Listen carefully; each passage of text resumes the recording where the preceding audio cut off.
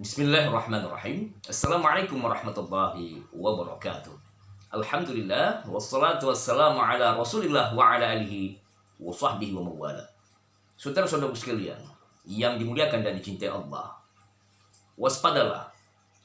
Inilah hewan atau binatang yang dijadikan sebagai media sihir dari kalangan dukun dan alat CCTV, ya, pemantau gaib untuk melancarkan sihir. Saudara-saudara sekalian, pada bagian sebelumnya kami sudah menjelaskan tentang pengertian buhul sihir atau media sihir, bahwa sesungguhnya praktek-praktek sihir ini, apapun itu namanya, mau santet, teluh, tenung, santau, guna-guna, doti-doti, dan sejenisnya sesuai dengan nama di wilayah masing-masing, saudara-saudara sekalian, sesungguhnya ini memiliki alat pemantau atau CCTV. Nah, masing-masing dukun atau tukang-tukang sihir ini memiliki variasi berbeda-beda dan macam-macam, ya.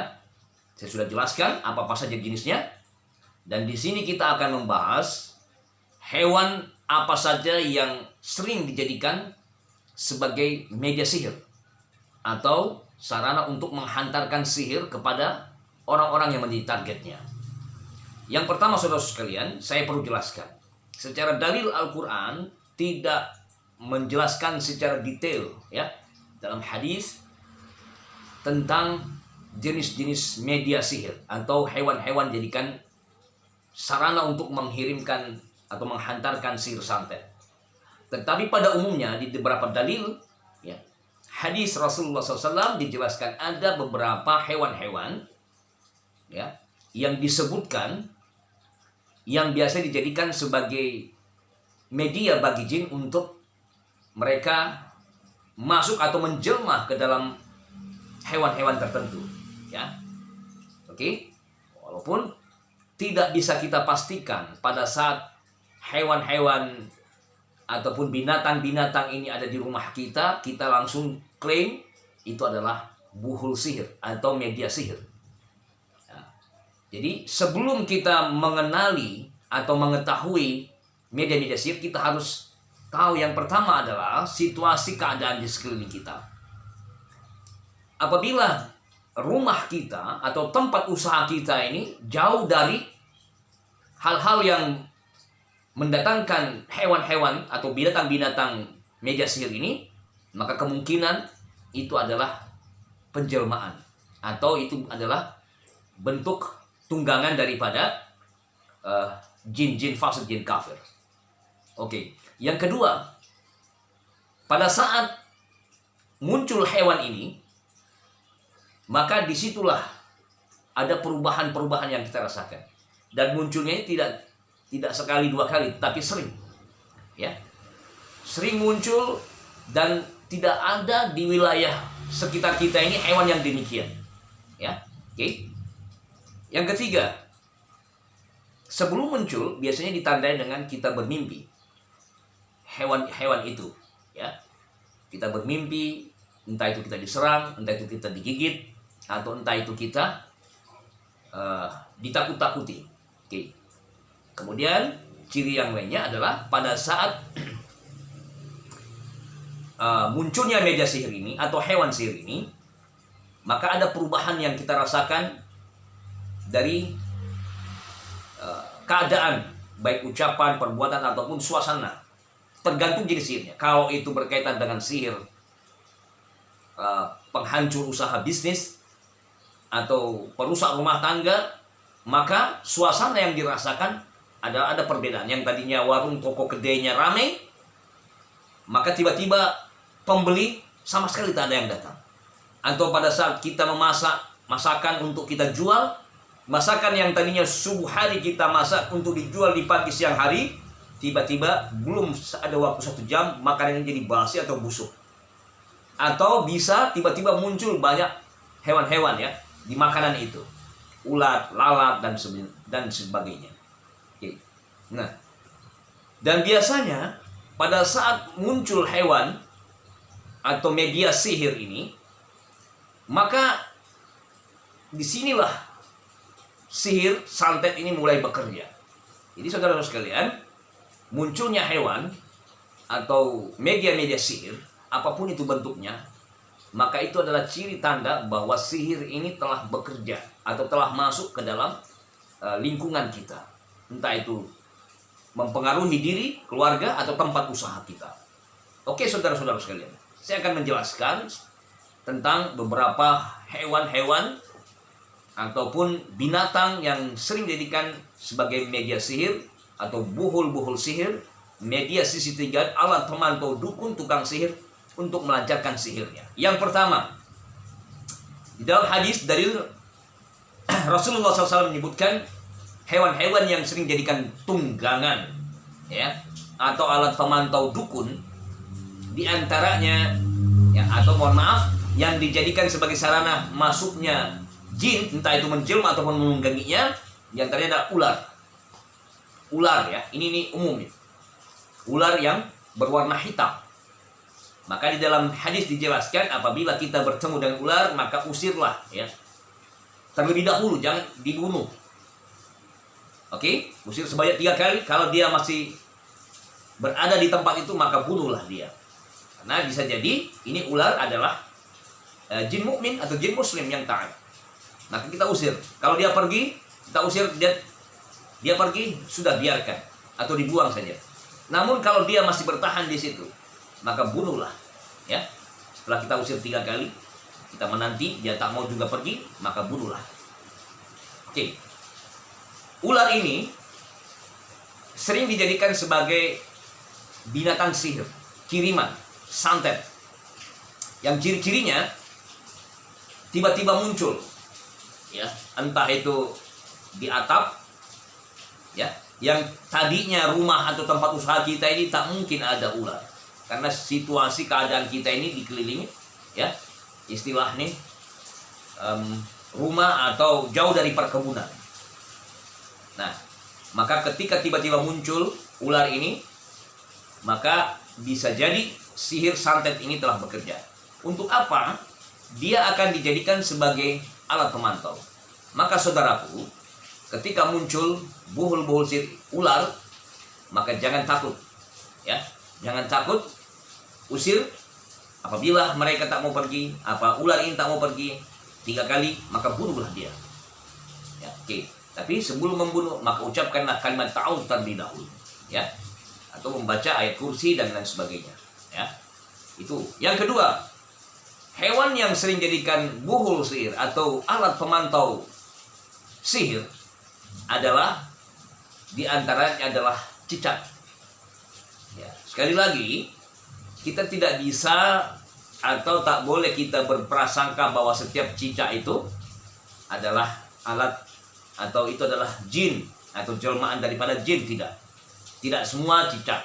Walaupun secara dalam dalil hadis dijelaskan bahwa cicak ini adalah salah satu hewan yang sering, ya, memberikan kabar-kabar ataupun dijadikan sebagai media oleh jin untuk menjadi mengacaukan, pengacau, ya. Seperti misalnya pada saat Nabi Ibrahim dibakar, kita tahu bagaimana salah satu hewan ini yang meniup-niup, ya, yang meniup api ini agar terus membesar, maka salah satu adalah hewan cicak. Maka Rasulullah menyuruh kita untuk membunuh cicak. Ya. Cicak di sini jenisnya berbeda-beda, ya, bisa berupa cicak atau kokek dan sebagainya. Sekali lagi saudaraku, di rumah kita pasti ada cicak, ya. Namun ada cicak yang bentuknya atau jumlahnya ini berbeda. Tiba-tiba rumah kita yang tadinya hanya 1-2 cicak atau hewan kokek, tiba-tiba ketika kita mendapatkan serangan sihir maka muncullah banyak cicak di mana-mana. Dan itu tidak hanya malam hari, di siang hari, ya, kita ke ruang belakang ada cicak, ruang tengah ada cicak, di kamar kita ada cicak. Nah, ini ciri-ciri hewan yang dijadikan sebagai alat pemantau atau buhul sihir. Oke, yang ketiga, diantaranya adalah menurut pengalaman yang ada itu berupa lipan atau kelabang atau kaki seribu. Nah, kemarin kami mendapatkan posting gambar, ya, di mana salah satu jamaah Quranic terapi ini sering mendapatkan kelabang atau lipan, dan ini umum terjadi saudara-saudara sekalian. Nah, pertanyaan kita bahwa lipan memang sering kadang-kadang ada di rumah seseorang, tetapi kalau keadaan kita ini rumahnya atau tempat usahanya ya, tidak memungkinkan datangnya hewan-hewan ini, maka bisa kemungkinan itu adalah menjadi wasilah sarana bahwa memang kita ini terkena gangguan jin atau sihir. Nah, apalagi lipan ini muncul tidak sekali dua kali, tapi sering. Dan tempatnya pun berbeda. Kadang di tempat tidur, ya seperti jamaah kita itu yang mengirimkan foto kemarin. Ya, di tempat tidur, kadang-kadang di kamar mandi, kadang-kadang pada saat berpakaian tiba-tiba ada lipan dan di pakaiannya, atau kemudian pada saat dia mengaji muncul kelabang ya, dan itu tidak satu dua, banyak gitu loh. Nah, dan semisalnya lipan atau kecoa atau hewan-hewan yang menjijikkan lainnya ya, yang berkaitan dengan serangga-serangga itu ya. Kemudian yang keempat, hewan yang sering dijadikan tunggangan sihir atau media-media sihir dari dukun, diantaranya adalah bisa berupa anjing ya, anjing hitam. Dan anjing hitam ini di dalam hadis dijelaskan ya sebagai bentuk penjelmaan daripada jin ya. Walaupun tidak semua anjing hitam ya bahwa itu adalah jin, ketika kita jumpa anjing ini itu jin, tidak. Tetapi ada beberapa kasus yang terjadi bahwa sering dia dapatkan anjing hitam yang padahal di sekitar rumah ini tak ada anjing atau tak ada hewan-hewan yang demikian. Dan anjingnya pun bukan anjing biasa, anjing warnanya hitam.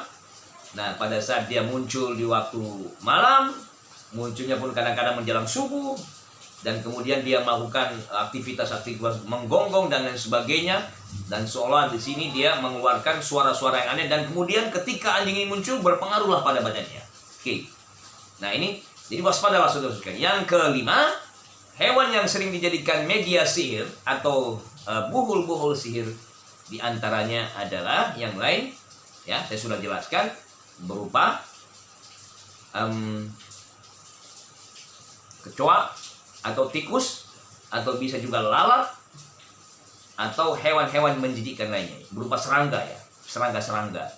Nah, serangga ini entah itu berupa lalat atau hewan yang sering terbang ya, yang tiba-tiba muncul. Dan ini sering terjadi. Ada beberapa jamaah kita juga nih punya usaha, dia membuka usaha toko atau warung yang seharusnya tak ada mungkin jenis-jenis serangga ini, karena ini dia tinggal di perkotaan. Ada jenis serangga yang biasa di desa, di kampung tuh, model laba-laba atau apa ya, yang kaki, yang tipis-tipis itu, jenis serangga ini sering ketika dia membuka warungnya itu sering muncul, datang tiba-tiba. Atau bisa juga lalat yang bergerombol, lalat hijau ya, bergerombol tiba-tiba datang. Nah, saudara-saudara sekalian, bagaimana cara mengantisipasi? Jadi jangan pernah kita takut ketika ada buhul ini, ada hewan-hewan ini. Maka sikap kita yang pertama adalah ketika kita temukan, maka dianjurkan kita untuk bertaubat terlebih dahulu. Kemudian kalau itu memungkinkan dan membahayakan, maka bunuhlah. Oke? Ketika kita bertemu hewan-hewan demikian ya. Kemudian yang kedua, saudaraku, ketika muncul hewan demikian, maka segeralah kita melakukan terapi ruqyah mandiri. Ya, kita memohon perlindungan Allah, dan mulailah kita melakukan terapi ruqyah rumah atau rumah ruqyah tempat usaha, dan kita melakukan terapi ruqyah mandiri yang saya contohkan di video di dekat. Oke, dan jangan lupa pada saat kita keluar rumah ya, sering-seringlah kita berdoa, berta'awudz, a'udzubillahi minasyaitonirrajim, atau bismillahirrahmanirrahim, la yadurru ma'asmi syai'un fil ardi wala fis sama' wa huwas sami'ul 'alim, dan doa-doa semisalnya. Jangan lupa untuk selalu mohon perlindungan dan pertolongan Allah Subhanahu wa taala. Saudara-saudara sekalian, inilah yang bisa saya sampaikan ya, dan sebenarnya tidak terbatas pada hewan ini ya. Sekali lagi, ini hanyalah pengalaman, bukan bisa dijadikan sebagai dasar landasan sebagai satu kepastian atau kebenaran. Tapi ini adalah salah satu hanya wasilah yang berdasarkan pengalaman-pengalaman jamaah atau orang-orang yang memang mengalami gangguan-gangguan jin dan sihir. Jadi jangan kita menjudge atau memvonis setiap ada hewan-hewan ini kita terkena sihir, setiap ada muncul buhul ini kita ada itu adalah sihir, media buhul sihir. Bukan, tidak semuanya. Akan ada nanti yang kita rasakan reaksi-reaksi atau perubahan-perubahan keadaan, atau pada saat kita melakukan terapi ruqyah nanti ada reaksi-reaksi, ada hal-hal yang berbeda, maka itulah ciri-ciri indikasinya. Oke, terima kasih, jazakumullah khair.